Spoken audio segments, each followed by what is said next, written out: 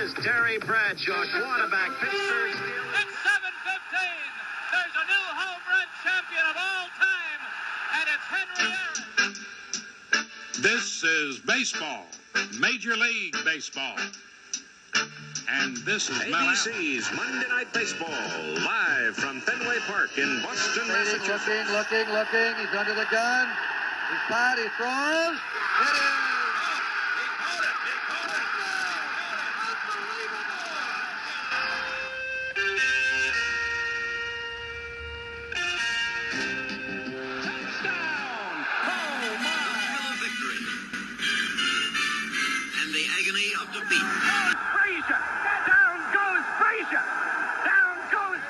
Good morning, good afternoon, and good evening, wherever you are. You are listening to the Past Our Prime podcast. Three dudes who look back at sports from 50 years ago through old issues of Sports Illustrated. Today, the July 14th, 1975 issue has Arthur Ashe on the cover after he shocked Jimmy Connors to win the crown at Wimbledon. Hi, everyone. I'm Scott Johnston, joined by a couple of other old dudes, Bill Mahoney, who is a little older than me, and Mark Hoffman, who is a lot older than everyone.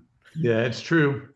I read this the other day, Mark and Bill, and I thought it applies to the three of us. A little bit of a joke here to start off. It says, when is the best time to start thinking about your retirement?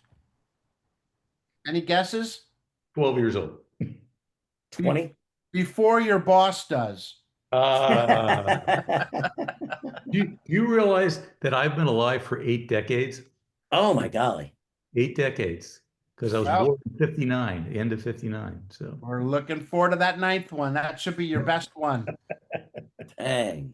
So, Mark, I saw another one, a joke that I thought you should tell. It's perfect for you. Yeah. This is the one that I sent you that you have apparently forgotten. That Good job, Mark. Good job. Mark, oh, my if God. your wife and daughters like horses so much, if you ever decide to buy a horse ranch in your old age, you should call it. Oh, it was so bad that you should call it Pasture Prime. Yes. That's good. Right? You know what? I'm going to try that. Good job, Mark, checking your texts. I'm going to try that. Well, no, I remember it now, but it was so long ago. It was so bad. How long ago did you send it, Scott? 6 months, 8 months? No, more like a few days. Okay, so long ago. When you're my age, you God. forget things really quickly. Yes, this is his 8th decade. My God. Well, you know what? He needs to get back on the Sierra Madre. That's why this ad coming up would be so appropriate that I need to do. All right, go for it. It's an ad for Stress Tabs 600, high potency stress formula vitamins, because, stress is so important in our life.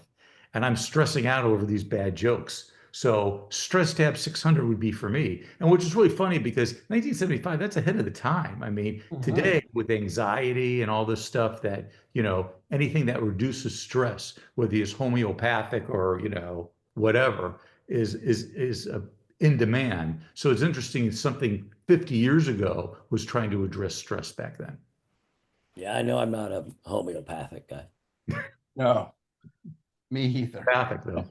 You're telepathic. It's going to go somewhere else, but Edit.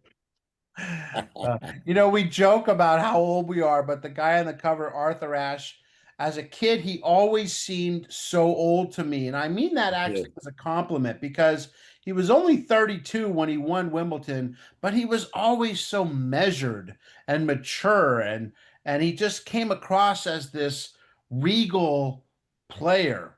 But the fact is, this great man, he never did get old. He died at the unbelievable young age of 49. Coming up, we're going to talk with Rex Miller, director of the documentary film Citizen Ashe, which tells the story of the tennis champion and civil rights activist. More on that coming up. But first, let's get to the scorecard, shall we, guys? Billy. Okay, let's do it. This is a hockey story. It's all the news that fits. In Ottawa, there was a French newspaper that conducted a contest to pick the outstanding French-speaking pro athlete of the year. 1975, it was Guy Lafleur of the NHL Montreal Canadiens, and he was presented with a dandy trophy and a $1,000 check. That's awesome. So far, so good, right? You feel good about yourself. Yeah. But really, so far, so bad. Surprise committee panelists who did the voting got to comparing notes and confirmed that most of them had voted for Andre Lacroix of the WHA's San Diego Mariners. They confronted the newspaper, and suspicions were confirmed. Lacroix had been the rightful winner, but committee heads preferring the NHL over the WHA had disregarded the voting and picked Lafleur on their own. Oh boy. With that, the embarrassed newspaper identified the real winner and promptly popped a check in the mail to Lacroix. All is well again in Ottawa. Yeah, yeah. Lafleur and Montreal over Lacroix and San Diego. That is typical NHL crap. Yes. You know, the most valuable players named after a player that's still playing. I mean, come on. Yep. Mark. I've got a great story. It was a Mother's Day story about Nancy Fitzgerald. She is such a fierce competitor in golf. So she played 8 months pregnant. And despite 90-degree heat and humidity, she was 30 years old at the time. The mother of two shot a 1 under par 73 and captured the Indianapolis Women's Cities Championship. And her husband's a doctor. So, her husband even said that he thought it was great for women to be playing golf, at that time. But her story is amazing. So I wanted to look and see, what about this story, with this lady. And so apparently, as a 5-year-old, her faith in God was shaken and destroyed when at her family's Michigan Lake home, her 2-year-old brother, Stephen, drowned. She tried to save him, I guess, and couldn't. So she became sort of an atheist. And then at age 32, she drifted back into Christianity and ended up working for a foundation to help bring religion, into people's lives. But she continued to play golf. She was the 1997 U.S. Senior Women's Amateur Championship, and she's in the Indiana Golf Hall of Fame. So she's still alive. She had 4 kids. So it was one of the 4 pregnancies and 10 grandchildren. Oh, there we All go. live in the Denver area. Interesting story on her and what she did in the future. Very faces in the crowd-esque. Yes, it is. Oh, well, you guys know I'm going with George McGinnis, right? I knew you would. It's your boy. Who recently signed that deal with the Knicks that the commissioner said, not going to happen. The 76ers had his rights, not New York. So his $3.1 million deal with a $500,000 bonus is voided. But the $500K is in the bank already, and McGinnis has no plans to give it back. He says, I'm not going to put myself in the position of being personally responsible for paying it back. I don't know exactly what will happen about the bonus. I think that the team I do sign with will make some kind of settlement with the Knicks.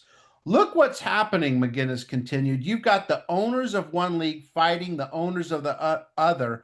And while they're fighting, the players are ripping both of them off. It's stupid. The fans are getting tired of all the hassle. This guy's contract for $2 million or that guy's court battle. Fans are sick of reading about McGinnis and his big money when they have to pay $1.50 to park, $6 to get into a game, and $1 for a beer. It's too much. They can't even afford to take their families to a game. The way things are now, it's got to go higher, not lower. It's going to hurt basketball. And then he finally said, there's no way I'm worth $3 million to play basketball. I used to do it for nothing. I love the fact you were getting angry in that. Oh man, there was a lot of emotions there. Yeah, You know, the drowning kid and the pregnant lady. This is already becoming just too much for me, guys. You didn't even mention how Lacroix was ripped off. You know what you need? You need those stress pills, man. Oh yes, no Mark. question. Get me the Sensor 5s or whatever. What were they called? Stress Tab 600s. The Tab 600s are coming my way. They said it, Mark. Casey Stengel, after the Old Timers Day at Shea Stadium, said, Old Timers weekends and airplane landings are alike. If you can walk away from them, they're successful. He's so right. Man, Old Timers games used to be huge. Do Oh, they yeah. do those anymore? I'm trying to think. I think the Yankees might still do those. Yankees probably do.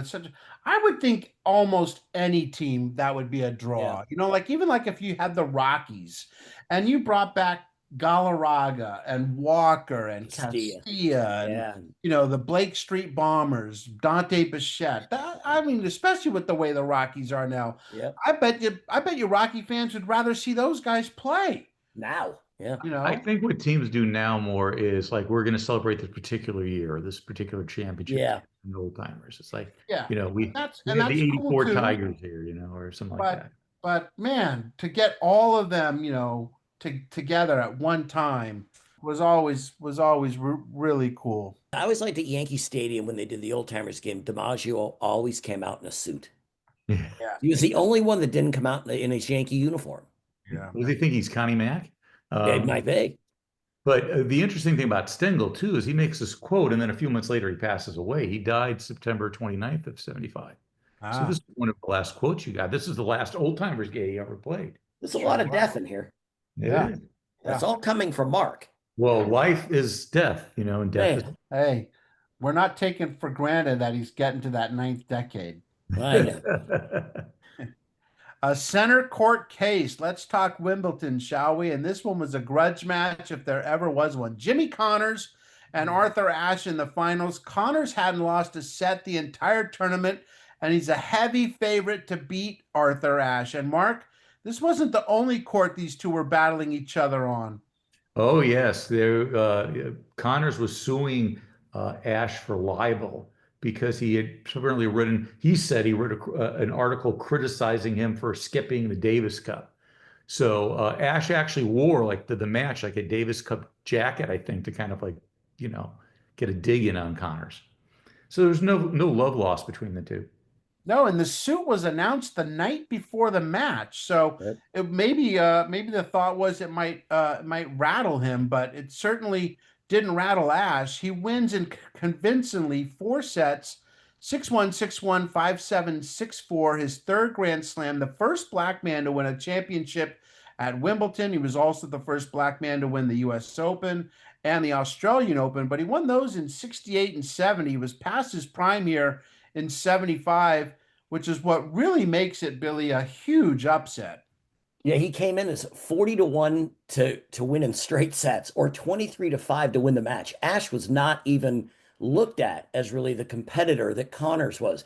Connors had smoked 6 opponents without losing a set in that Wimbledon. Ashe had played 23 sets just to get to the finals. Connors had won 9 times before he got to Wimbledon, and Ashe had never beaten Connors in 3 previous meetings. It was so bad that friends of Ashe were hesitant to watch the match, fearing a humiliating defeat. But Ashe did something that no one expected. He had a power game, but he actually made his game soft, which were a lot of lobs and a lot of drop shots, which caught Connors off guard, which actually led to him winning the match. And then after the match, Connors dropped the lawsuit. Huh. Oh, is that right? Yeah, right after the match. So it was just a psychological ploy. Yeah. It's so amazing, though, as Bill said, is that Connors had not lost a set the whole tournament. Yeah. Yeah. And I think when he lost all of a sudden the first 2 to Ashe. Yeah, that just I think mind game. It just, and maybe when he came back and won 7-5 in the third set, it said, okay, now I'm going to get my mojo back. But then Ashe came back and won the fourth. That's exactly right what you just said. That Connors, they said when he won the third one, they thought, here it goes. Ashe is in trouble now, but Ashe went back to the soft game again and ended up winning. And then you see at the end of the match when they shake hands, Connors doesn't really look at Ashe very much. He looks sort of down like, I can't believe this. Right. I remember that day because I was in high school and I was playing in a summer passing league. And I remember after the game, someone saying, Ashe won at Wimbledon, he beat Connors. And I'm like, no way, because that was considered such a major upset. No one thought Ashe had a chance. I mean, Connors was 22 years old. He was such a machine back then. Anyone would have been considered an upset. I mean, he was just head and shoulders. And in fact, some people say that this loss, now Connors obviously still had a great career from this point forward, but he was really never the dominant player. I don't know if Ashe showed a way to beat him or if there was just something mentally that took a toll on Connors, but this match was almost historic.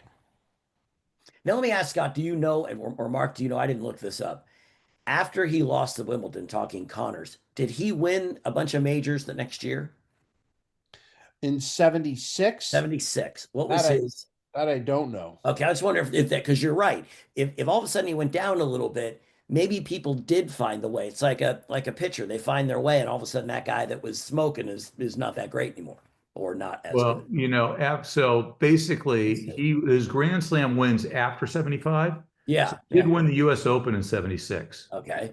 That was his only major win that year, but he would end up winning 76, 78, 82, and 83, the US Open, 82 Wimbledon. He came back and won 8 Wimbledon 7 years later, and he won the French Open 3 times in the 80s. So he still had success.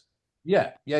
No question. He's But still it looks, but the trajectory at that point in time in 75, you would have thought he would have won more, at least more recent. yeah. I don't know. I could equate it to, say, like a baseball pitcher that comes Yeah. up and wins, say, 20 games his first 2 years in the big leagues, and everyone thinks Hall of Famer or whatever. And then he only wins 20 games maybe one more time in his career. Yeah, I'll try to come Still up. could get into the Hall of Fame, still be considered an all-star, but, maybe not the trajectory, Or look at Tiger Woods.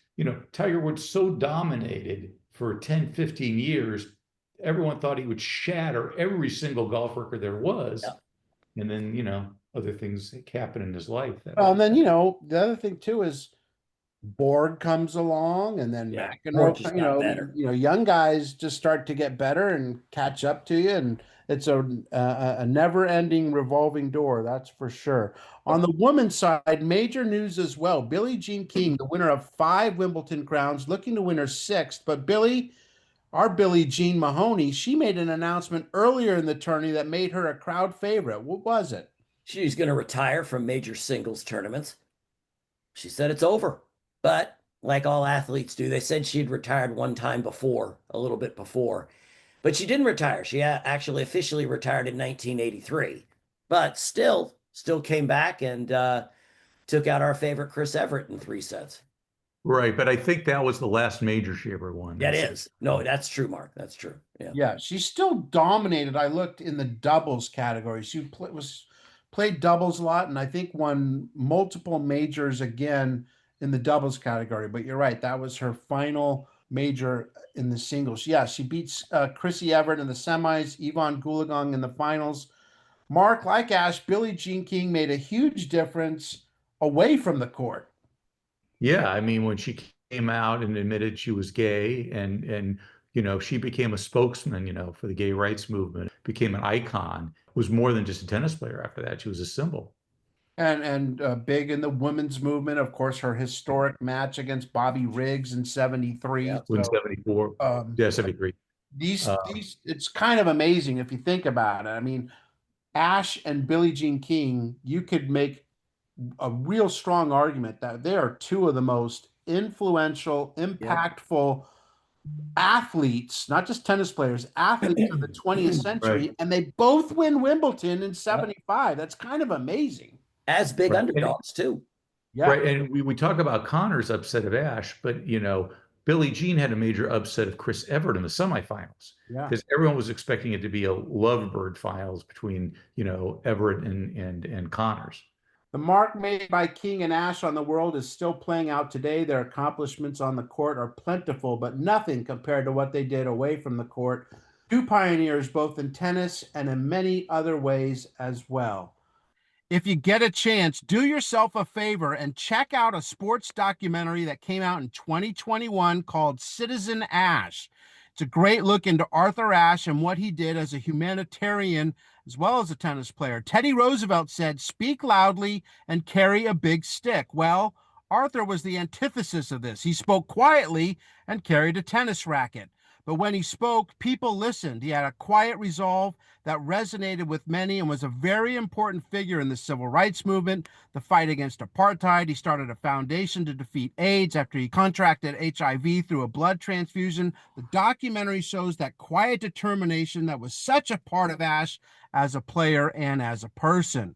Rex Miller directed that film along with Sam Pollard, which won several awards, including the Critics' Choice Documentary Awards for Best Sports Documentary in 2022. And Rex joins us now to talk about this man on the cover of SI 50 years ago today, Arthur Ashe. Hey, Rex, thanks for stopping by. Hey guys, thanks for having me on. Love what you're doing with the SI lineage. Appreciate that. So let's start first with a little tennis because Arthur was a great tennis player, a smart tennis player, and without his success on the court, maybe his voice isn't heard after his playing days are over. So here in 75, he pulls off a huge upset of Connors at Wimbledon, becoming the first black man to win at the US Open, the Australian Open, and now here at Wimbledon. How important was this win for Arthur, who, let's be honest, he's a few years past his prime, and he was like a 40-1 underdog to win this tournament? Yeah, you've got that right, Scott. He was not maybe not past his prime, but past his best success, which was in 68 winning the US Open. And many of his friends and colleagues thought he had dipped in his level because he was spending too much time on civil rights causes and international efforts.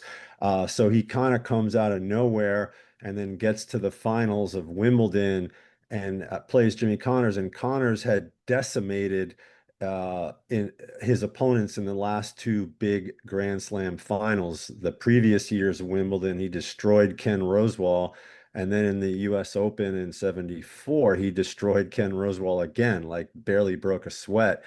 And some of his friends even didn't go to the final. Arthur's friends didn't go to the final because they didn't want to see him get destroyed like Kenny Rosewall, who was also kind of older and past his prime and had kind of somewhat limped his way to the finals.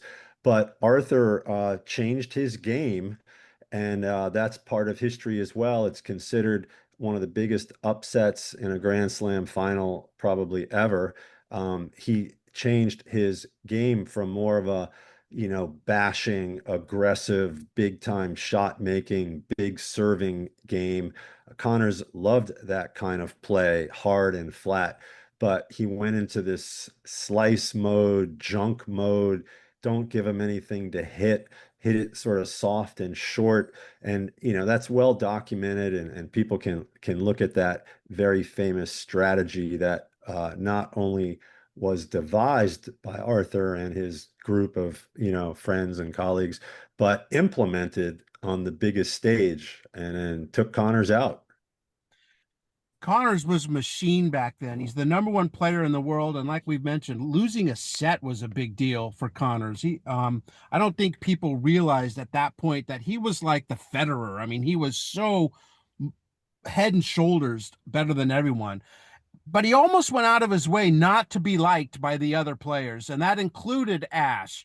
What was their relationship like? Yeah, they were wired differently, one could say. Arthur is more quiet, controlled, reflective, polite, famously got along with everybody on, as we would say now, both sides of the aisle.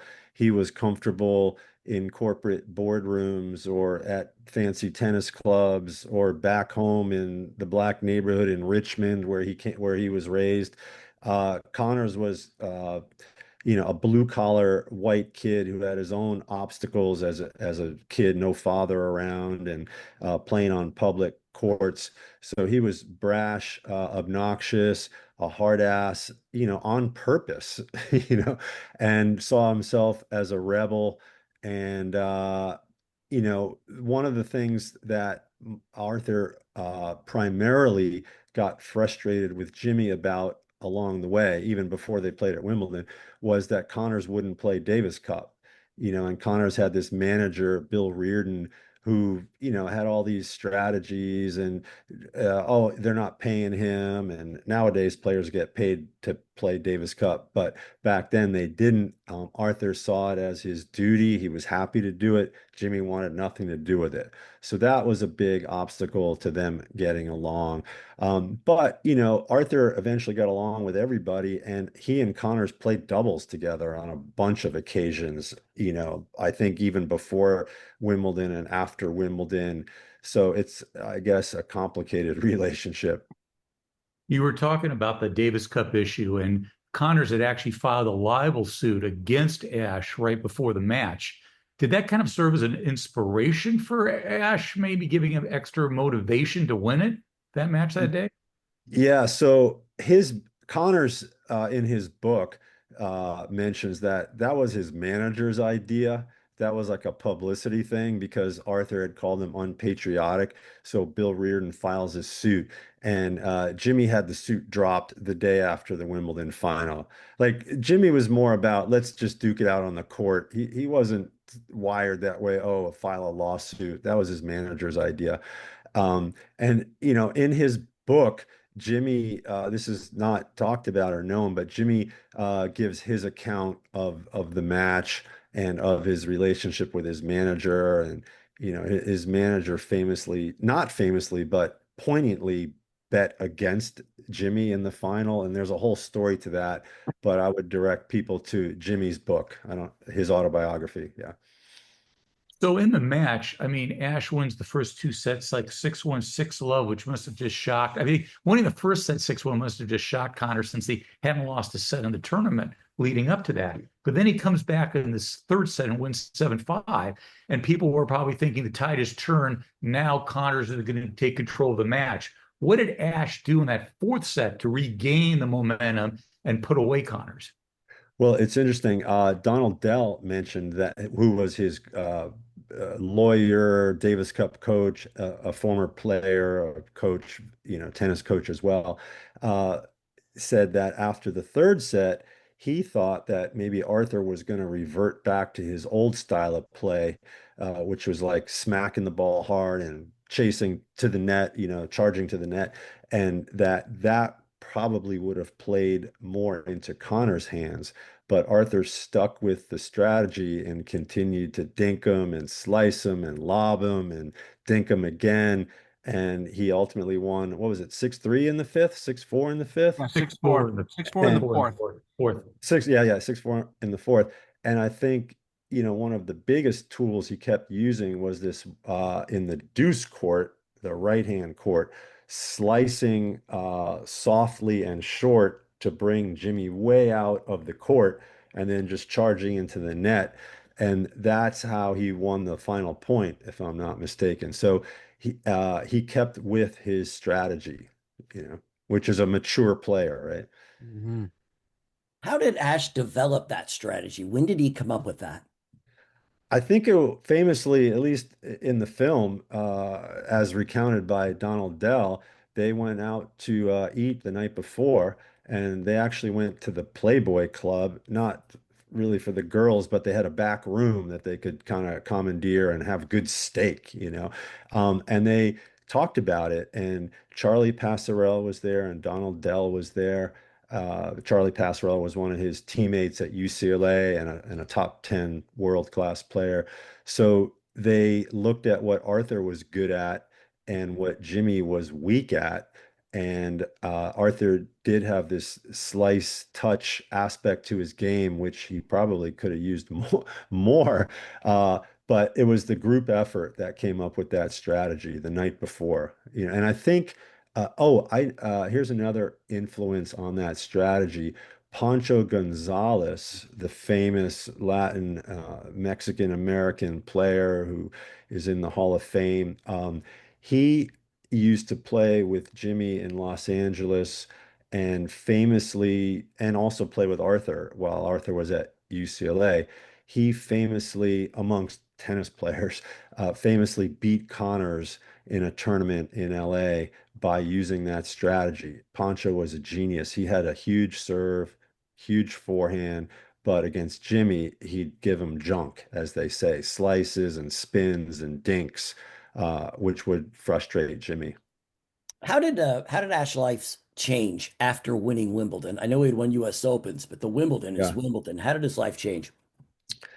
Well, I think it didn't change overnight since he was already famous and he'd already been to South Africa and had already championed a lot of causes, but it just gave him the ultimate credibility, which to him was important because it allowed him to pursue his causes, to affect change. So it's kind of like Olympic gold medalist. Once you say Wimbledon champion, you can get a meeting with anybody. And that's what Arthur was interested in. And the more dramatic change in his life was in 68 when he won the first US Open at Forest Hills, because literally overnight it changed. And 2 days later, he went on Meet the Press, the Sunday morning news show, and declared his intentions of championing civil rights causes. And he said quite plainly, people will listen to me now. I'm going to have a platform and I intend to use that platform. So I think Wimbledon was just like the cherry on the top. Okay, Mr. Arthur Ashe, Wimbledon champion. You mentioned that playing Davis Cup was very important to Arthur, and that's where he and John McEnroe kind of clashed for a little bit. Tell me about their relationship and how the Davis Cup kind of won Arthur and McEnroe over to each other. Well, I can mention one scene that unfortunately is not in the film, the Citizen Ash film, and I fought like heck to keep it in, but you only have 90 minutes and there's so much great stuff. But we had this footage from the 1965 Davis Cup match between the USA and Ecuador when they went down to Ecuador. And the footage was amazing. It was like 16 millimeter color footage, and it was actually shot by Vic Braden, that some of your listeners may know, famous tennis coach and tennis personality of the 70s when tennis was getting big. He had a show and camps and whatnot.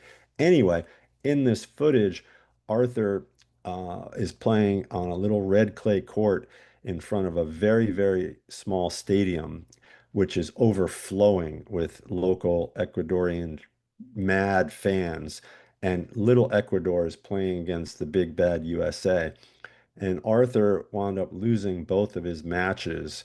And when he loses the last one, which gives Ecuador the victory over the USA, the crowd rushes the court. Like all 300 people rush the court, and Arthur walks off dejectedly.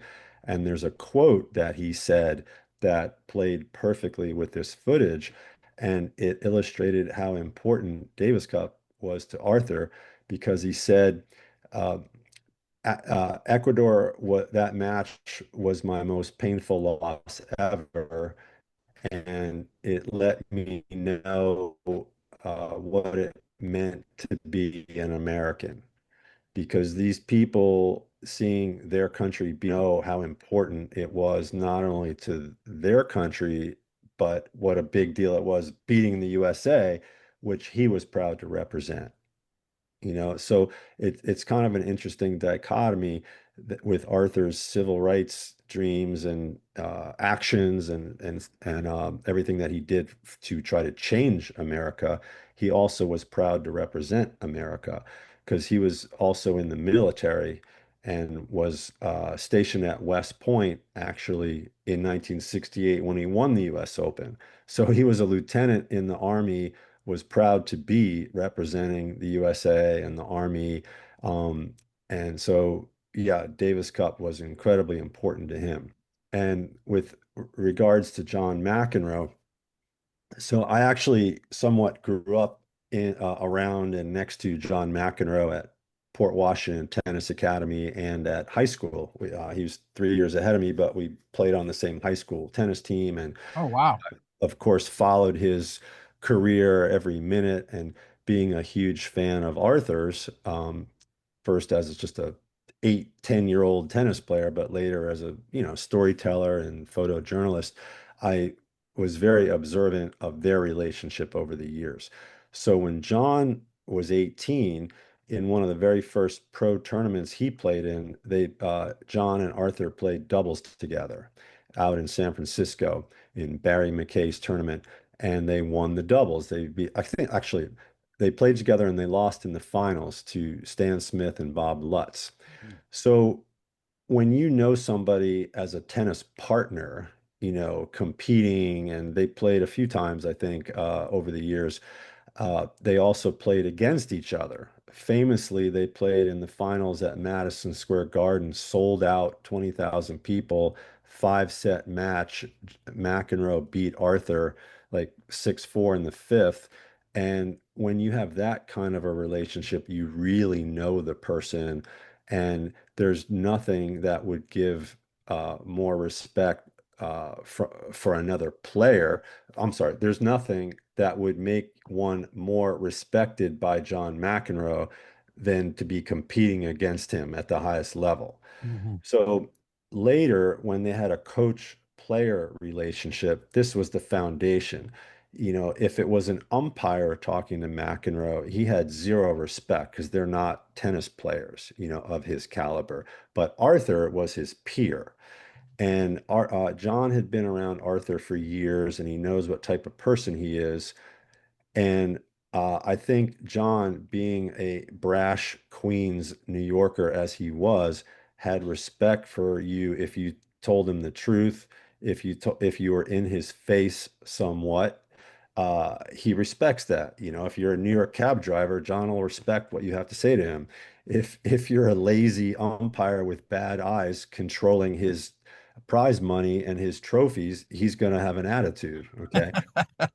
So when John would go a little nuts on the court, and Arthur's the captain, it would irk Arthur, not only because he thought it made the whole USA team situation look bad, but from his perspective, it didn't help John's tennis. Arthur actually did have to get in his face this one time in Davis Cup competition because John was so over the top, angry and emotional, and yelling at the umpire and whatnot, that Arthur told John, if you act like that again, I'm going to default you and we're going to default the match.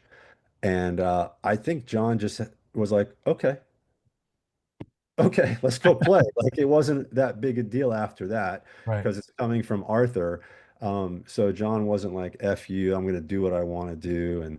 And then the ultimate conclusion is that John went out and won an epic 5-set win and jumped into Arthur's arms afterwards.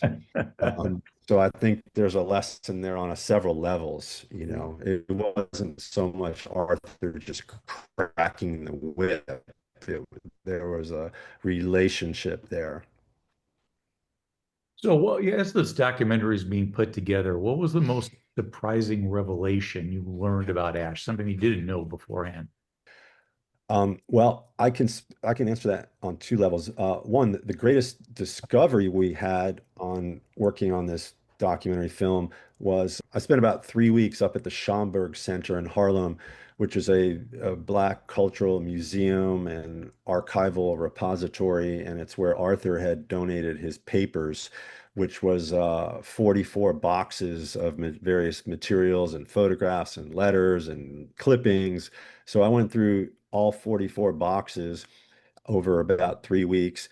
And along the way, I found this uh, rather thick transcript that turned out to be 90% of it was Arthur talking in first person, and Hmm. it had all been transcribed on the page. So that was interesting to read, but that doesn't translate into cinematic, wonderment, because it's just words on a page.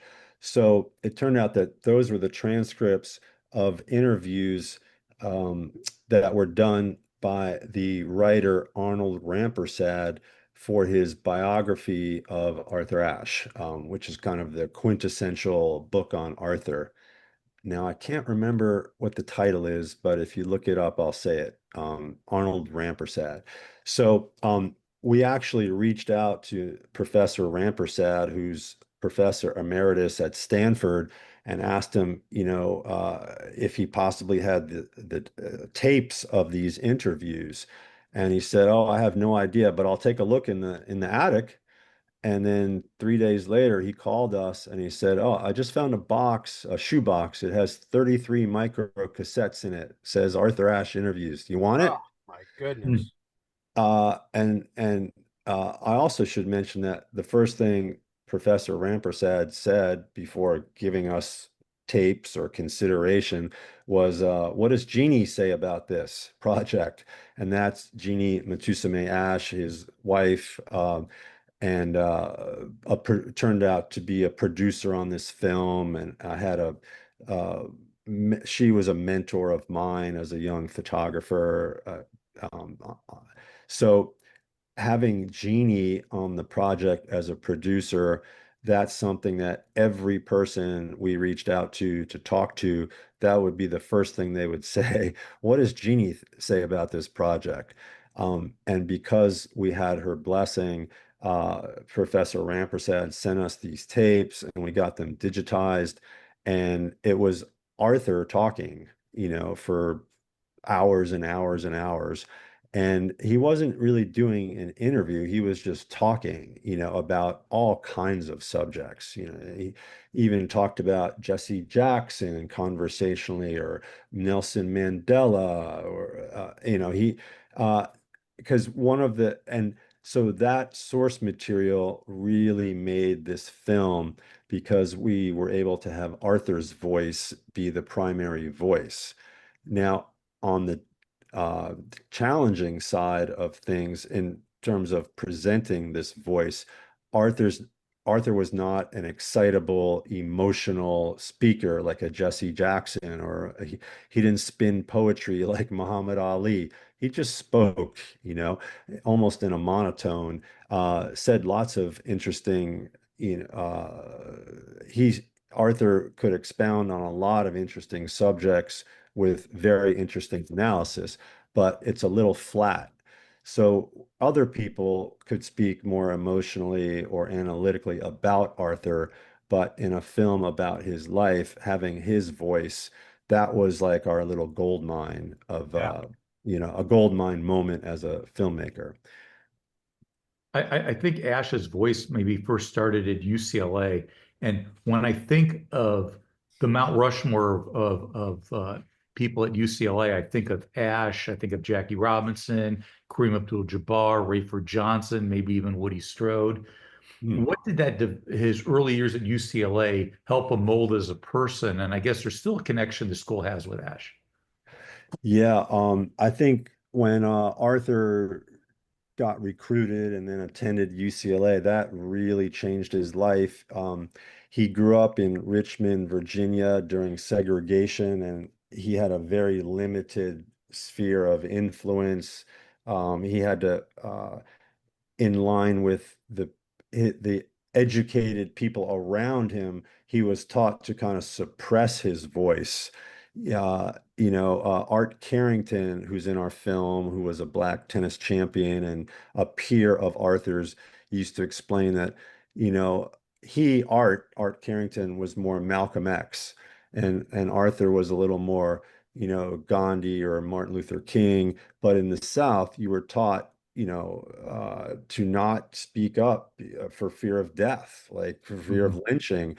Arthur points out, and it's in the film, that he was the same age as Emmett Till.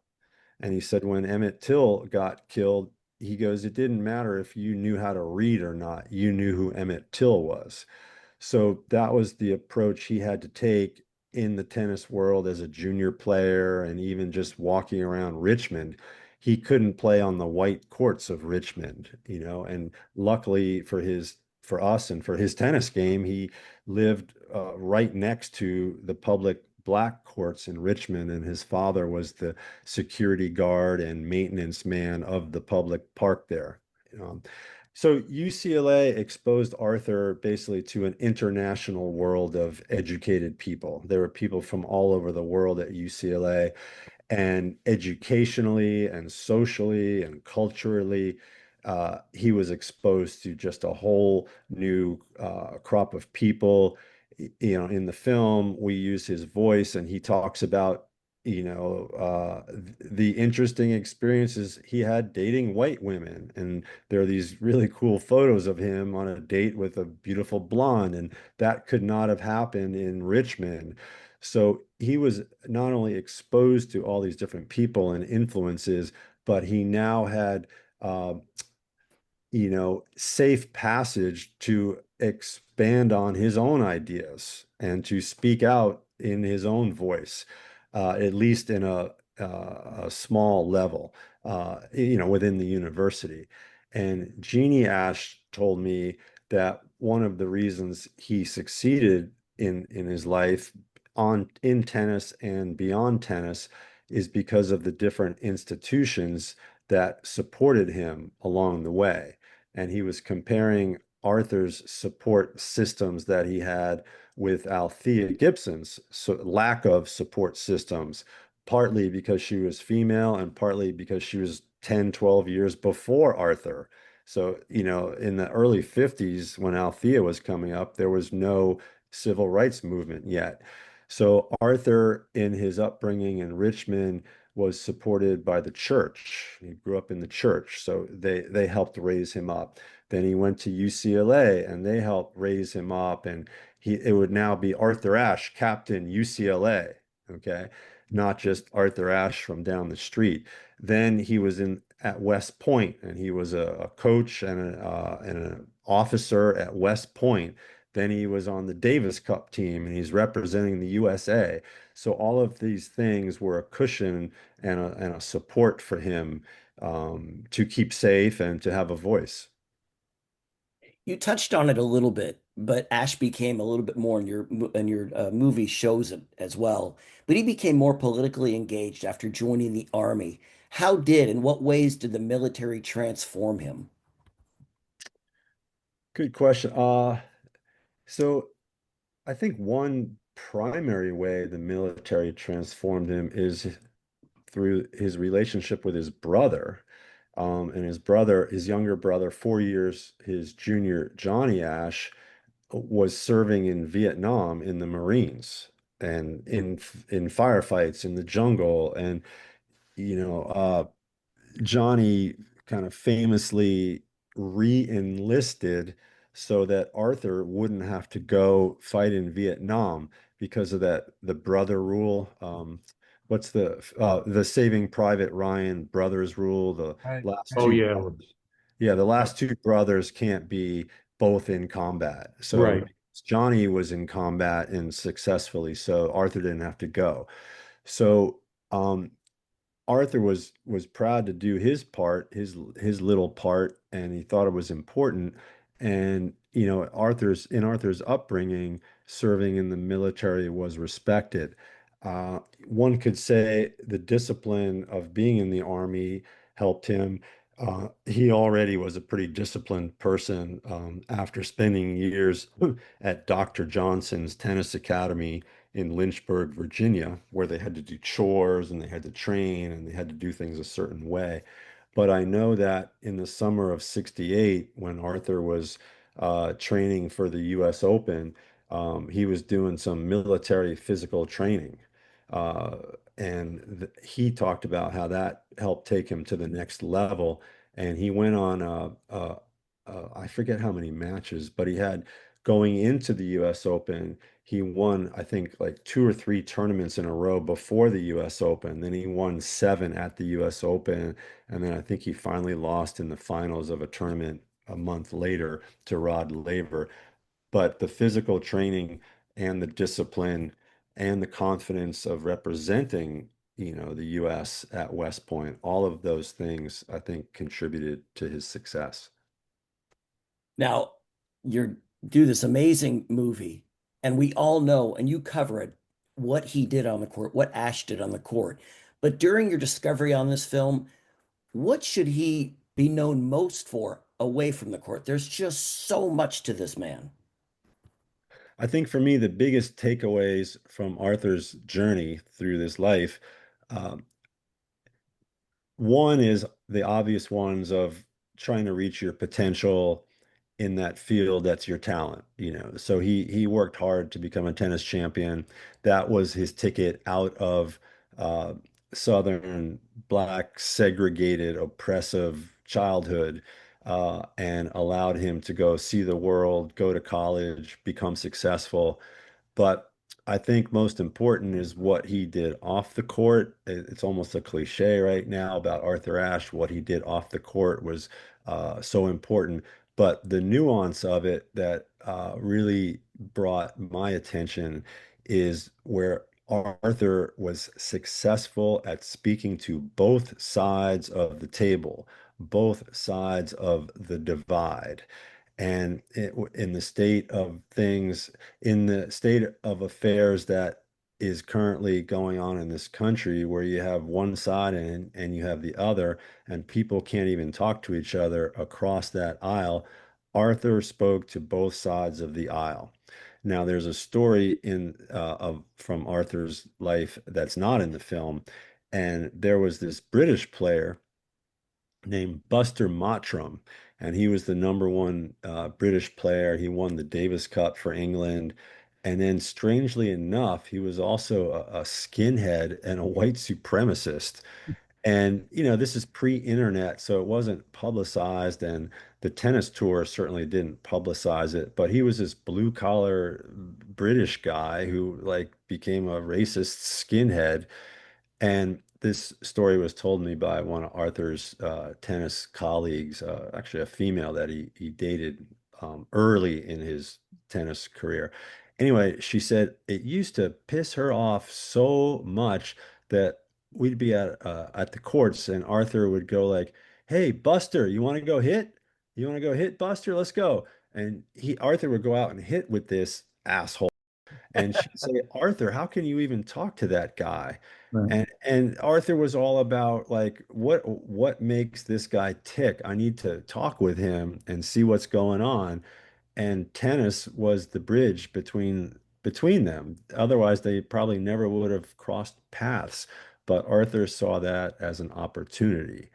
And as John Carlos says at the end of the documentary, I forget the exact quote, but basically Arthur was a credit to his race, the human race. Mm, Yeah. Boy, we could use a little bit more of that, couldn't we? good. So we do a little segment on the show called 50/50. It's a trivia segment. I give you a 50% chance of getting a true or false question right from something that happened 50 years or less in the past. So this is in regards to Ashe. He did documentaries, but my question to you is, there was a movie that came out in 1983. It was a TV movie called The Day After, which was the fallout from a nuclear war, a nuclear blast. True or false, Arthur actually made a cameo in that television production? Lordy, I didn't find it. I'm going to say false. No, it is true. He played a television newsreader, and he does this What? scene in which University of Kansas students are discussing the developing crisis during enrollment. Uh, Oh, so Mark, where were you when we were editing this film? We need this is why we keep him around, Rex. Exactly.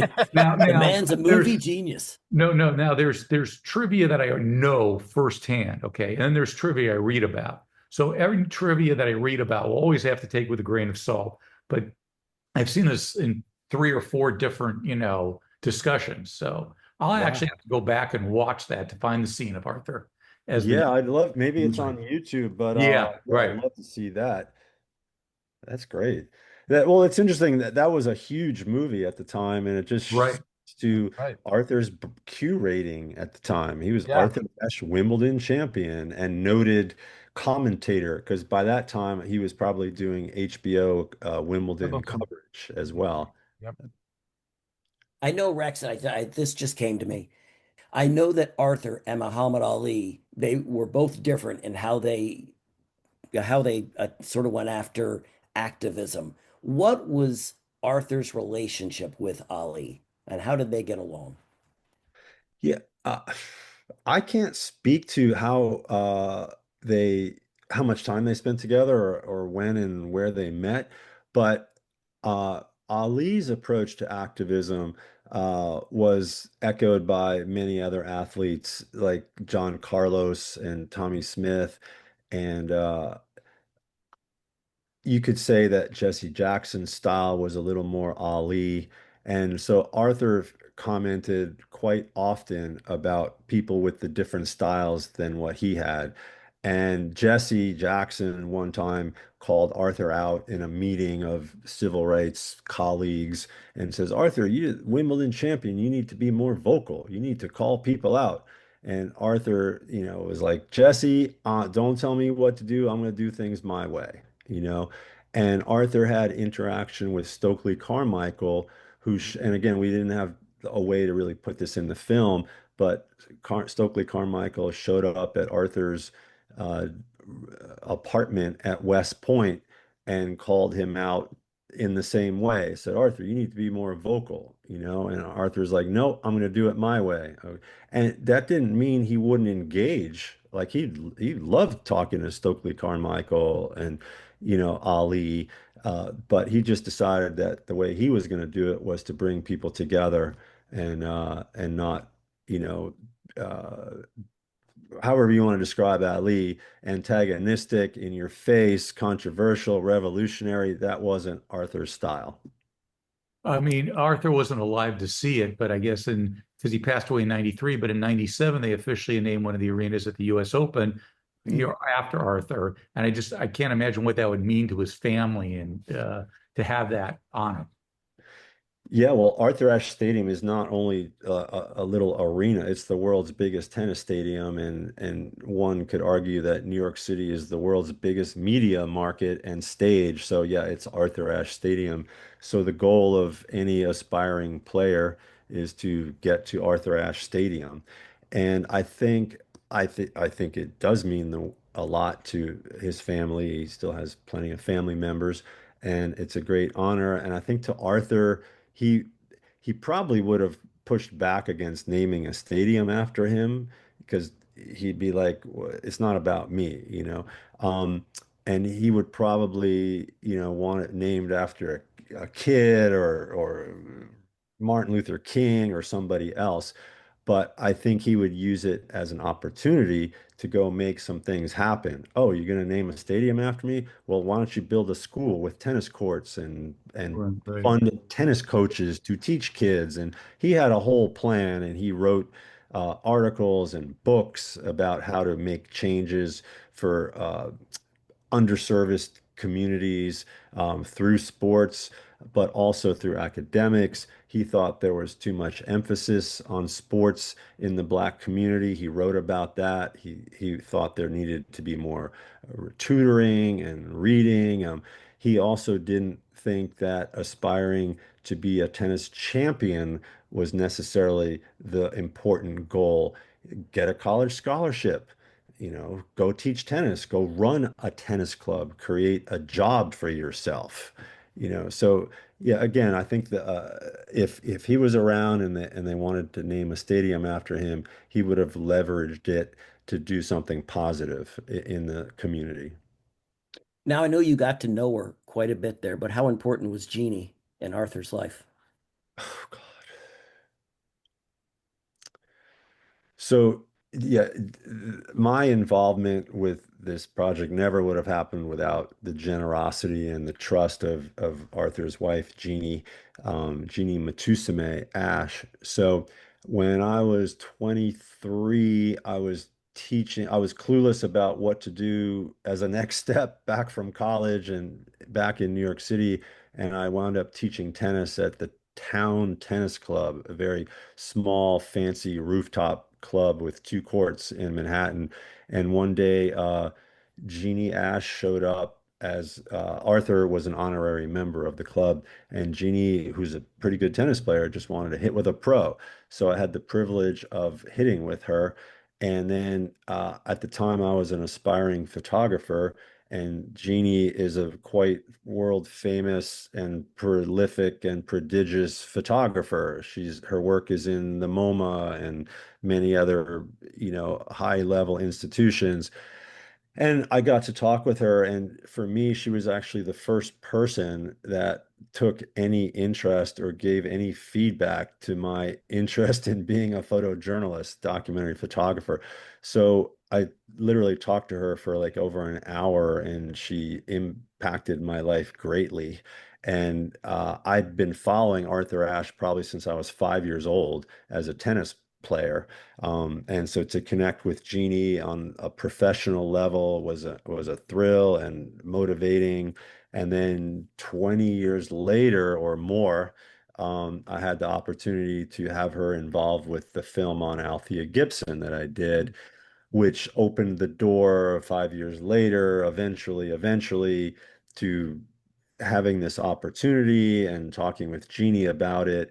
And, the goal was to get it right. And Jeannie never told us, the team, because it was a team that made this film, you need to do this, you need to do that. But she was a sounding board for all things related to Arthur. She got us amazing material from her own personal archives and permission to pursue other archives.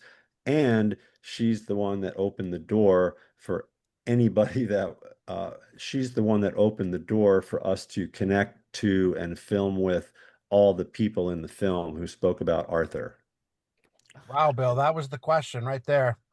Wow, man. Nice, nice. You know, Rex, I love this quote from Arthur, and it sums up his tennis career, his activism, basically every endeavor he took on. He said, "Success is a journey, not a destination. The doing is often more important than the outcome." That really sums him up, Rex, doesn't it? Yeah, that's a great quote. Yeah, he was very process oriented, like stay in the present, build a house starts at the bottom, with 2x4s. It doesn't start with like the external paint on the house. And I mean, you could draw dozens and dozens of uh, coaching, motivational, inspirational quotes from the process that Arthur pursued, you know and he was a world champion and internationally known, but he was also very much a boots on the ground activist. He did a lot of things that helped a lot of people that were not publicized or recorded or written about. He just liked that was his true passion, was to try to make a difference in the world. So that was Arthur's approach: get up every day and chop wood, carry water, do the work, but have a goal in mind, and don't get lazy, don't get complacent, and again, communicate with folks that you might not think have similar goals as you or have similar outlooks as you. And he's the one that across the divide was bringing people together. What are you working on these days, Rex? Anything else we can promote for you? Oh yeah, please do. What's your website? My website is rexpix.com, Rexpix. And my recent film, another 5-year project, is a feature doc called Wired for Chaos, which is about a very charismatic, wild musician named Harley Flanagan, who's had an incredibly chaotic and interesting and insane life through the world of punk rock music. He was a 12-year-old punk rock star in the late 70s on the Lower East Side at clubs like CBGB's, and lived through a lot of rock and roll insanity as an unsupervised kid, and has come out the other end of violence and abuse and drugs to be a pretty decent human being. Sounds a little different than Arthur Ashe. Yeah, it's interesting. Harley says the reason why he eventually agreed to work with me and kind of pursue in more depth having a film made about him is because he saw the Citizen Ash film. And Harley likes to say, I don't give a shit about tennis and I don't know anything about Arthur Ashe, but that's a effing good film. Ah, And I learned something. So yeah, they're two different individuals, but they both faced a lot of obstacles and outside challenges and forces, and they became evolved, interesting people. And I think both films can kind of educate, inspire, and entertain in a similar way, even though they're very different people.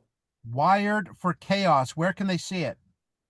At the moment, it's touring the country at art houses. They can go to wiredforchaos.com, and we will be rolling out in streaming in some different ways, but wiredforchaos.com, and you can see the trailer and keep up with opportunities to see the film. Awesome. Awesome. Well, let me just say, Citizen Ash, the best compliment I can give you, Rex, is I think Arthur would have really liked and appreciated how the film came out. Well done, Mr. Miller. That's Awesome. great. Thanks, So Scott. good. Thanks, Bill and Mark. Appreciate it. Rex Miller, Thank you. co-director of Citizen Ash on the Past Our Prime podcast. All right, let's move on and talk about a very tough subject, the match race between Foolish Pleasure and Ruffian. Last week, we spoke in depth about this race with legendary horse racing announcer Dave Johnson, who was the track announcer for what it was billed as the great match race between these two incredible horses. After an exceptionally fast quarter mile as the race begins, Ruffian grabs the lead by a neck at the half-mile mark. And Mark, what happens? It's not good. In fact, the jockey, Cito Vasquez said, and this is even hard for me to say because, my wife's a horse lover, and anytime something happens to a horse like this, but they said that they could hear the snap, like a breadstick snapping, and she shattered her foreleg, her right foreleg. And there's a picture actually in the Sports Illustrated where they're trying to treat her, and they put actually a cast around it, but you can see like the whole hoof and lower leg is all red from the blood, and it's just, and the look on her face. I mean, it's just this look like, what's happening to me, and it's weird. This will be a weird combination, but the look on her face reminded me the look on Hank Gather's face when he had collapsed when his heart gave out him on the basketball court. He tried to sit up, and this look expression on his face was like, oh my God, what is happening to me? And, horses feel the same thing human beings feel, and maybe we can't understand it, but just the look on her face, you could say, what is going on? And it's just horrific, what had happened to this unbelievable animal. Bill, the ambulance comes out and they do everything in their power to try and save Ruffian. They did. They put the air cast on. They got the horse to the hospital. There was actually someone that was saying, one of the trainers said, "Oh, this injury's happened before. Everything's going to be all right." But Ruffian wouldn't had the surgery, and they put him out, but he wouldn't. She wouldn't go completely out, so she kept getting up, and so they couldn't set the injury. So they had no other choice but to put her down. It's just a terrible, terrible day. And I think it was her fighting spirit, which That's was it, Mark. Yeah. Yeah. But it's Yeah. interesting what Vasquez said. He said that my horse was running very comfortably, Ruffian. My instructions were to go as fast as I had to, and she didn't give me no warning. It's lucky I had a tight hold on her when it happened, or I could have gone down. And she said, I am positive that she would have won that race if she didn't get hurt. And as you mentioned, Billy, they talk about some of the doctors that were working on her Yep. had done this before, Yep. and the horse had survived, and Jacinto thought there was a chance that she could be saved, correct? Yes. They because I don't think you go in thinking, okay, the horse is going to die. So with Jacinto, it was, they've got the best doctors, and they were on top of it really quickly. There wasn't a lag time. They got the cast out, the ambulance out, but it just wasn't to be. I think Mark said it right. That Ruffian couldn't calm down because her spirit was still, no, I'm going, I'm good, and it just didn't happen for her. You have a lot of people that they just don't get, well, why do you have to put the horse down? And Yeah. look, I'll even admit that there's a part of me that's like, I can't believe that we still haven't figured out a way to make it to where I don't care if she ever runs again. But that even if Ruffian could never have run again, they would have loved to have her Yes, sire. sire Yep. some horses. Yep. That this was a huge financial loss as well, which I'm getting away from the emotion, but I'm just saying that they would have done everything they could to keep Ruffian alive, and it just wasn't to be. So more next week on this when we'll get a little more in depth on what the doctors did to try to save Ruffians. Man, I thought Mark was bringing us down earlier. This is just Yeah, this is too very. much now. Hopefully we can go to more death. Yeah, let's go to boxing and a really uplifting guy, Carlos Monzon, one of the greatest fighters in boxing history. I admit, I had never heard of this guy until last year when we did a story on him, and he was a great fighter in and out of the ring. He pummeled boxers in the ring, and it appears he pummeled his wives outside the ring. And I don't need to make light of that, but this guy was a lunatic. He's making his American debut at Madison Square Garden against Tony Licata of America down in the Tampa area. Monzon hadn't lost in his last, listen to this, 78 fights. He made it 79 by knocking Licata down 3 times, the last time being in the 10th round when the fight was called. This guy was an absolute beast. He was a middleweight, right? Yeah.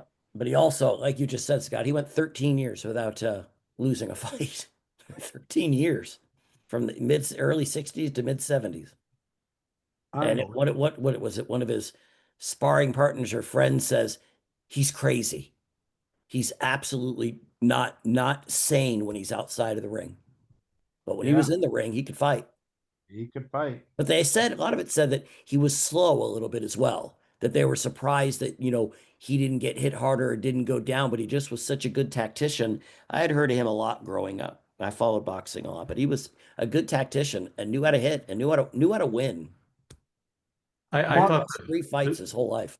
I think this whole thing was fascinating is the fact that the main attraction was that Ali was fighting Bugner in Malaysia. And Don King's like, okay, let's try to tie something into this. So it's not just the one fight, because that wasn't a sexy fight, Ali versus Bugner. Everyone expected Ali to handle him easily. And, even though the fight went the distance, I mean, it was like, there wasn't any doubt who was winning that fight. So tie it in, hold 2 fights in Madison Square Garden. So you almost have a triple header, which was kind of a fascinating concept. Yeah. And that fight, I think they said, started at 10 a.m. local time in Malaysia so that it could, fit on the card back in the States. So yeah, you had Monzon, who Mark Cram, who wrote the article in SI, writes, he was not impressed. He writes, he is sloppy, he is slow, he has no leverage nor the slightest notion of how to achieve it. His lack of velocity is stupefying, and on the evidence of this fight, the next combination he throws will be his first. So not impressed. I remember Cram was not impressed with the Ali Frazier fight, the second fight, thinking they were both past their prime. So he's a tough guy to impress, no question about it. So you have the Monzon fight, then you've got Ali, but the big news, Mark, came almost after the Bugner fight. Yes, they announced the next Ali fight will be against Joe Frazier in Manila, and that is the Thrilla in Manila, one of the greatest boxing bouts of all time. Yeah, I was looking at this, and I think Ali ends up fighting 4 times in 75, and he fought so he fights Wepner in March, comes back and fights Lyle, I want to say in May, like not even 2 months later. And now he fights Bugner here in July. Maybe it was late June, July. And then he goes 90, almost 3 months between Bugner and Frazier. But man, back then these guys fought, man. They got in the ring pretty frequently. Well, because the paydays weren't as big too. So yeah, they were just starting to get big. But also that's what they did. They were going to fight no matter what. Yeah. So, I mean, it was a different world. I know there was times, I think, was it 80 or something, that the fights at Sugar Ray had, sometimes they were 6-8 months away or away from each other, but not in the 70s, man. It seemed like every other week. You look at some of these fighters and you do see they fought almost on a 3 weekly basis. It's like a baseball player pitching every 4 days or 5 days. Yeah. A 4-man rotation. Oh my God. You want me to pitch every 4th or 5th day? No every way. day? Baseball and the Pittsburgh Pirates seems like all the attention is on the Red Sox and the Reds, and with reason. But Roy Blunt Jr. writes about Willie Stargell and 2 big young studs, and I put the emphasis on big and young. 6'7", John Candelario, rookie left-handed starting pitcher. He's about to become really, really good. And 6'5", Dave Parker. In his first full season of playing full-time, Parker leads the team with 15 home runs. He's hitting .323 and providing some much-needed protection for Willie Stargell. So Pirates, good team, man. They were good for most of the 70s. Yeah, they need to have a way to get them back because now they're just a farm system for everybody else. But also they had Jerry Royce and Bruce Keeson and Manny Sanguillen and Rennie Yeah. Stennett. They had some great players. Oh, But I yeah. want to see if you guys can figure out this guy I'm talking about. All right. Put your baseball thinking caps on. Okay. This guy played 18 years. He had 2,743 hits, 219 home runs, about 1,300 RBIs, 303 career average, 3-time Silver Slugger, 6-time All-Star, and 1 title in 1971. Who is that? And he was on the Pirates. Yep, Yeah. played for Pirates. Is Very, WS? very underrated. Played for the Pirates back in those days. Is his initials WS? No. His initials are AO. Yep. Oh, Al Oliver. Al Oliver. A lot of guys are getting into the Hall of Fame with that type of Yeah. years now. Never mentioned. Just a great hitter with Montreal, with Texas, with Pittsburgh. Just a great all-around hitter. Even toward the end of his career, he was still putting up numbers. Yeah. Like they used to say, he was a tough out. Yes. Yeah, those are the years they didn't strike out 160 times. Yeah. So he's putting the ball in play, and he pretty much covered everything. I mean, and played 18 years. That's marginal Hall of Famer at least. Yeah, for Well, sure. The guy I wanted to talk to was another big guy, but on the pitching side, and that's John Candelario, who's a rookie, who's just Yeah. called. He was like 6'7", 6'8". Do you know at age of I didn't 15, know that. he supposedly attended a baseball tryout in front of a Dodger scout and called him the best he'd ever seen. And the Wow. tryout catcher had to be replaced with a major league catcher for fear of injuring the stand-in. But yeah, he got called up that year, and I think he went 8-6 that year for the Pirates, and actually pitched in the National League Championship Series against the Reds. And I believe he had like 14 strikeouts in the game. Yeah. But the thing I remember most about John Candelario was the following year, 1976, when he threw a no-hitter, and I guess it was against the Dodgers, I believe. And it was on a Monday night. I think it was August 9th, 1976. And the reason I remember that so well is that's the night I went to a concert at Universal Studios to see the Electric Light Orchestra, ELO. And when I got, and I remember hearing about the no-hitter while I was at the concert. But the thing I remember at the concert was my car started smoking when I got there. But as a 16 years old, I just thought, no big deal. Turned off the engine, went to the concert. After the concert, got back and couldn't understand why my car wouldn't start. And I had to call AAA, and they said, well, you were at the top or the bottom of Universal. And again, being the idiot 16-year-old, I was like, oh, I'm at the bottom when I was at the top. So an hour later, I called them back and said, we came and no one was there. So by the time they finally towed my car to a gas station, it was like almost 1 a.m. I got to watch the end of Johnny Carson for the first time, which back then it was a 90-minute show. Johnny Carson went to 1 a.m. And my dad had to come pick me and a friend up, and we had to leave the car there at the shop to get home. So that's my memory of John Candelario and his no-hitter. Okay, now mine. Yeah. I'm in a Golden Corral. I'm just sitting there. I'm just kidding. I don't have that story. Well, it wasn't the car breaking down. I don't have a 20-minute story on Candelaria's Sorry. But did you know that John And then I got into a go-kart, and you're not going to believe it. Do you know though the Candelario pitched for 1, 2, 3, 4, 5, 6, 7, 8 different teams? Plus Yeah. the Angels. Yeah, and he ended his career with the Pirates, who he started his first like 11 years. But yeah, he was with the Angels. People forget him with the Dodgers, Yep. He was all over the place. And he was an all-star in 77. But it was your dad that made the mistake of, not getting you. Yeah. Well, back then, you see, you're 16 years old. Yes. And you could drive yourself to a concert with a No friend. question. Not like, oh no, it's too dangerous, Mark. You'll need Yeah. someone to drive Yeah. or Uber there. Back then, you got your license and you went wherever you wanted. You did. Yep. And as long as you get that Candelaria no hitter, you don't I'm surprised go Mark didn't. anywhere. I'm surprised Mark you didn't go there on a horse. I'm surprised Mark will see movies again after that traumatic experience. That's right. I thought this was a great little anecdote by Willie Stargell, who knows when he is swinging his bat correctly. If there are thin strips of adhesive tape around several of Stargell's fingers, he says, the skin's tearing away there. That means I'm swinging right. If those places start healing without tape on them, I know the bat's wearing on the wrong spots. But when they start tearing down close to the bone, I put the tape over them. So once he knows that the bone is almost showing, that's when he knows his swing is right. Is there anything Oh my in your God. life that you're bleeding and you know you're doing well? Yeah. My man, Well, I'm bleeding out of my eye. I can see perfectly. There's the horrible story of Jason Kendall, where he broke his leg, running to first base and then took another step on it, not realizing it was broken. Just the thought of that is just, oof. NASCAR time. Old King Richard the Fast by Robert F. Jones. Richard Petty is known as the king of NASCAR. Want to know why?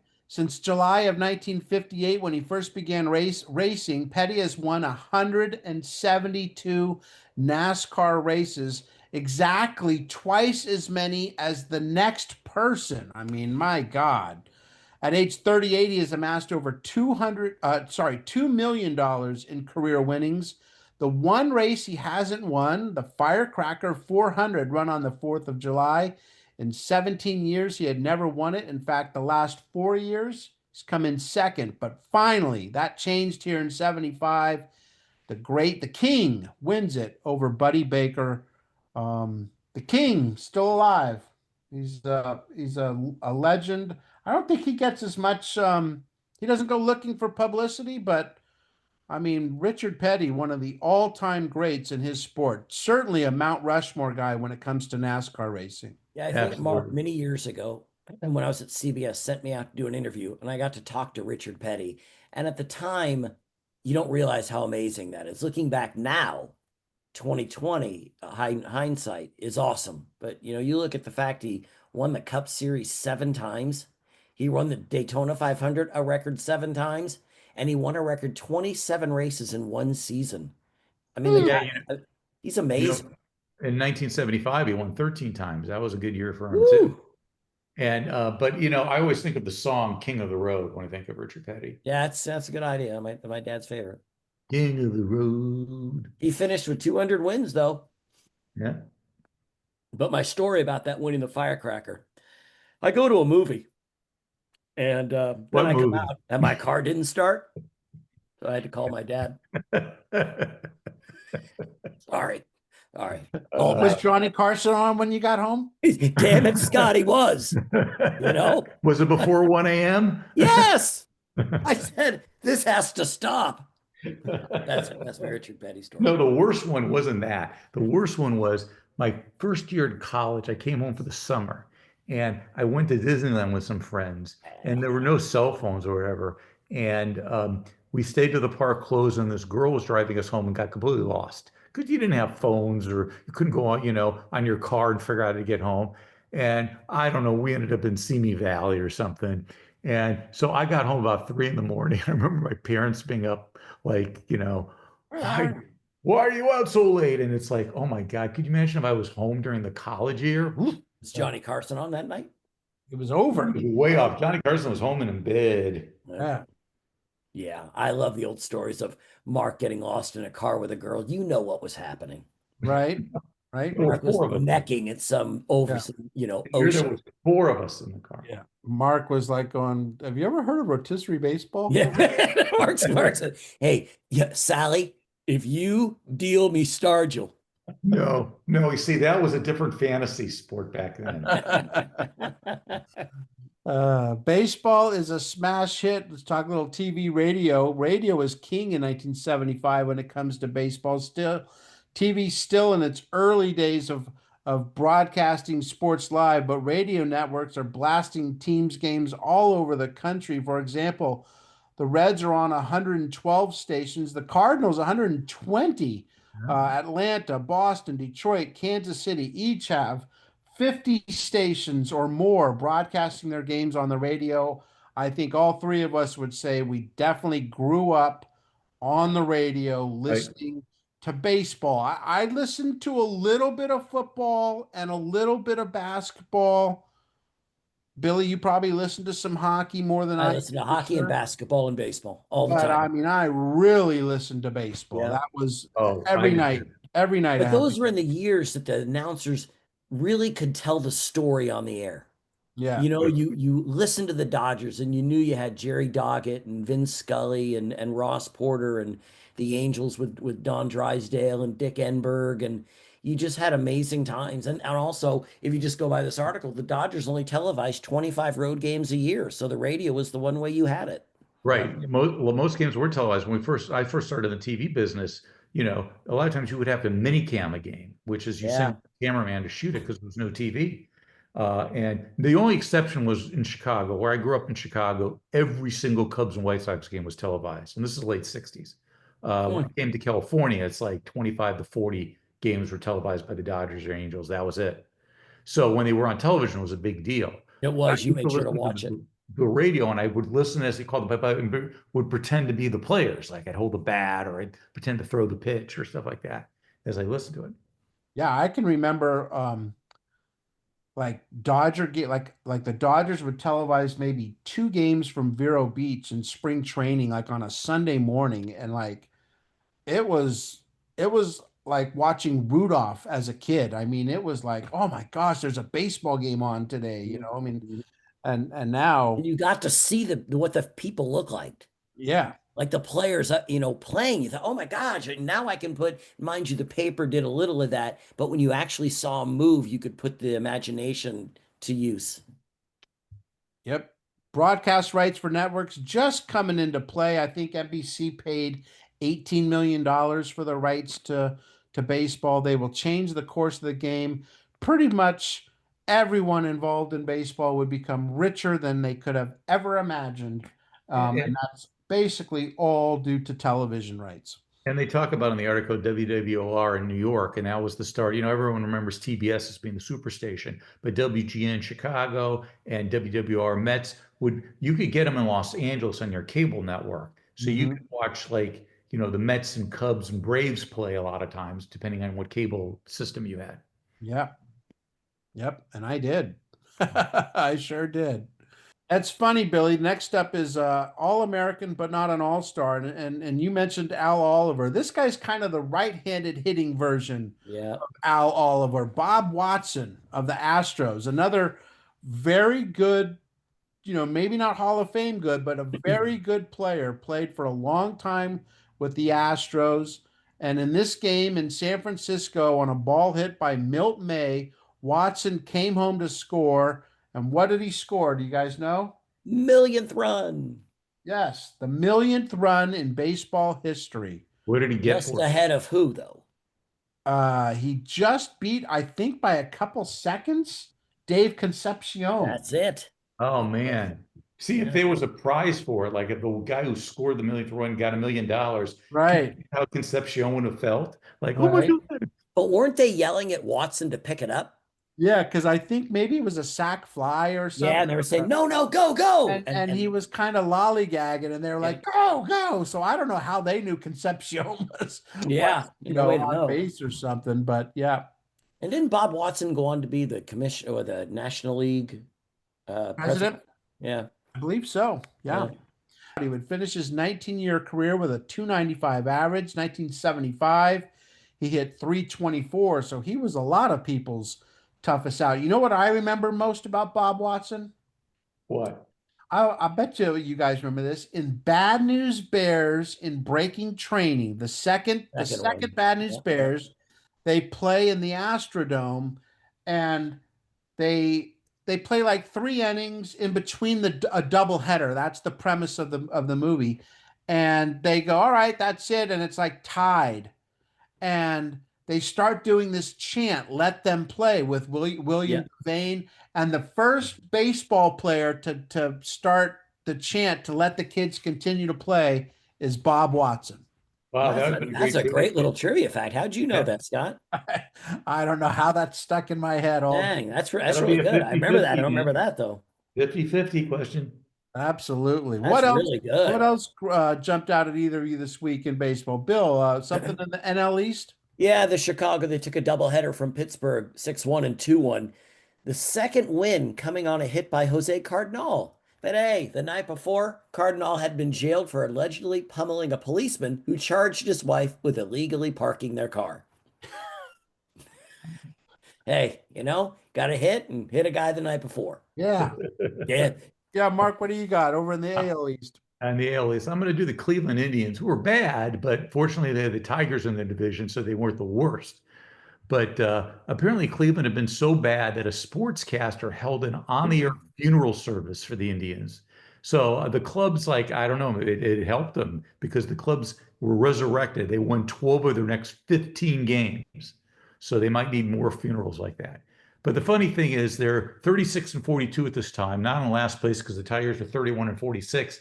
And the Tigers haven't even got to their 19-game losing streak yet. So Wow. that'll be different. In fact, they said in the article it was a resurgence week for Detroit because they went 4-4 after losing 21 of 25 games. Yeah, they were playing good ball. Yeah, wait for that 19-game losing streak. They were a lousy team. Bill. Call my Tigers that. They're the best team in baseball talking now. about his Tigers. Don Baylor hit 5 homers and tied a big league record with 4 in a row, including 3 in a 13-5 laugher over Detroit. Don Baylor, when I was in Little League, I couldn't hit, couldn't field, couldn't do much, but I always loved watching them play. So I used to watch Don Baylor when I got a chance as I got a little older, and I tried to mimic his batting style in 1976. Nice. I got yelled at. What are you doing up there, Mahoney? They used to yell all that. The coach used to yell this all the time, no matter where I was on the field. All I'd ever hear is, Mahoney, what are you doing? My whole life. Tying in the Bad News Bears to Don Baylor was known for being hit by pitch. I think he was hit by pitch more than any player in baseball history. At least he was at one point. Yep. And that was, remember, the math out tells Ogilvy to lean into the pitch, and he's like, I don't want to do that. Yeah. So that's what you should have done, Bill, when you were mimicking Baylor, is just get up there and just lean into the pitch. Looking back, man. See, I got to go back and redo that. Just lean in, take it on the shoulder. Next up, my favorite sounds in baseball was ball 4. For the record, Mark, anyone die? Well, they came close to dying. It was Nicky Lauda. So, but in this one, it's about Nicky doing extremely well. Nicky led all 54 laps of the French Grand Prix and won it. And, Lauda the Austrian racer was a really good race driver. And he averaged 116.5 miles an hour in his Ferrari to finish 2 seconds ahead of James Hunt. And what's significant about that is a year later, in 76, he had a crash that disfigured him. And it was a miracle he survived. And then they made the movie Driven, which talked about Lauda's relationship with James Hunt, the British driver. And James Hunt was this hulking, muscular guy. And he ended up dying fairly young, I believe in his 40s. And Lauda is still alive today, I believe, or if he passed, it was recently. He almost died in 76. So that triggered that memory for me. Nice. Can't wait to see F1. Oh, yeah. I heard that's supposed to be good. Yeah. Yep. Billy. Just a 51-year-old Art Wall won his first PGA event since 1966.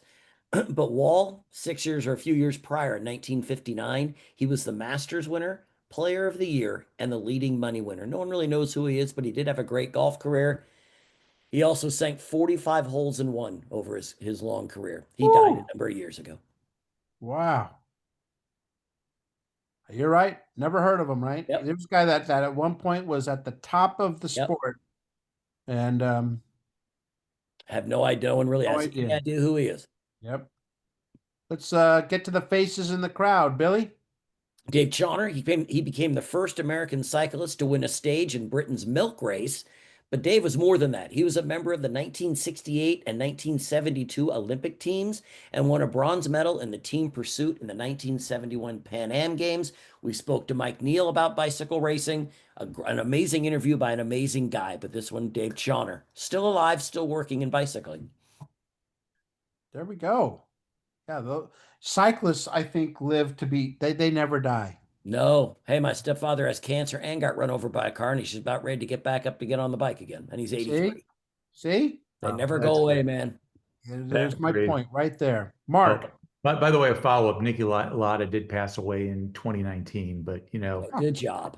yeah, but he lived to be 70. So, but considering what he went through, the fact that he got all He those lived to be years, what? 70. Well, we're not that far away from that. No, I'm not. I'm the closest one to you For the guys. love of God, man.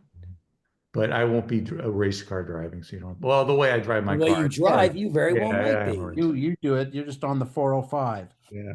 My faces, by the way, is Tom Willett, who was a senior pitcher at Plymouth Salem High in Michigan, and he led them to the championship. He pitched 93 innings that year, struck out 179, had an ERA of 1.12, and he had a 14-1 record. And he was actually drafted in the 5th round in 1975 by the Padres, but he never played for them. He went to North Carolina State instead. And then in 1978, he got drafted by the Kansas City Royals in the 20th round. So he had going down 15 rounds by going to college. Yep. Probably worked out for him. 19th hole. Billy. Okay, Bruce Bernstein. He says, I enjoy the article about base stealing, but you give Billy Martin credit for a quote about the hitting abilities of the California Angels, when in fact it was our spaceman, Bill Lee of the Boston Red Sox, who said they could take batting practice in a hotel lobby and not break anything. Not satisfied with his little joke, the spaceman then proceeded to shut out the Angels. Thank you, Bruce Bernstein. The editor, not going to take that. He said, the editor of SI says, Spaceman did use the phrase, but 2 weeks or so after Martin coined it in Texas in early May. So get the hell off my back. Okay, didn't do that last part, but it's there. Get off And my then Bill lawn. Spaceman was playing for the Bananas a year ago. Yeah. And he had to be carted off. He had to be an ambulance out there. Oh, is that right? Yeah, he was pitching and something happened. They had to stop the game. Oh, yikes. Yeah. But he was really this one piggybacks off of what you just said from Danny Chapman. He writes, your article was interesting, but after I read it, I had to check the newspaper to make sure Oakland was still ahead of California in the AL West. You made California sound like the best team that had ever played the game. Last week, the Angels were in 6th place, 14 games out of first and 8 games under 500. So Billy, as a long-suffering Halos fan, I thought you could appreciate Mr. Danny Chapman. I appreciate them all. Yeah. They're all, they all know bad when they see it. Final thoughts, Billy? I do. Today's a very important day for, I think, Mark and I. Yeah. It's our friend's birthday. And our friend we're talking about is Scott Johnston, who leads this show. I want to say happy birthday to him. I met Scott back in 1990 when I was all beaten up coming out of a car wreck. We used to sit back in a little studio on the Paramount lot that it was 99 degrees outside and 32 inside. But we've had he's pretty much got me a lot of jobs along with Mark, but it's been just, wonderful continuing to know him, and a happy birthday to my friend. I appreciate that. Thank you very much. I'm still the baby of the group. And I think I met you in the early 90s also, because wasn't it that you started doing like helping out on the weekends then you got a gig at 9 and you recommended Bill. So I don't meet Bill if it's not for you. Yeah, that's right. See, it all works out. Sorry, Mark. Been a key player in my life. You should be, man. I'll get you if it's the last thing. That's the last thing I do. To the moon with you. Yeah, you never know when someone's going to come into your life and make a difference. So take those opportunities when they come. Well, happy birthday. Hour. Thank you. Want to thank Rex Miller for coming on and talking about one of the most important athletes of the 20th century, the great Arthur Ashe. Arthur was only 32 years old when he won Wimbledon in 1975, and now it's been 32 years since he passed away. That doesn't seem possible. So great interview with Rex Miller, the director of Citizen Ashe. If you want to teach your kids about a great athlete who was much more than that, have them watch Citizen Ashe. Two of the great pitchers of the 70s on the cover of next week's SI, Hall of Famers Jim Palmer and Tom Seaver. We'll talk about those great right-handed pitchers and more next week on Pop. For Bill, for Mark, I'm Scott, and we are past our prime. Goodbye. See ya.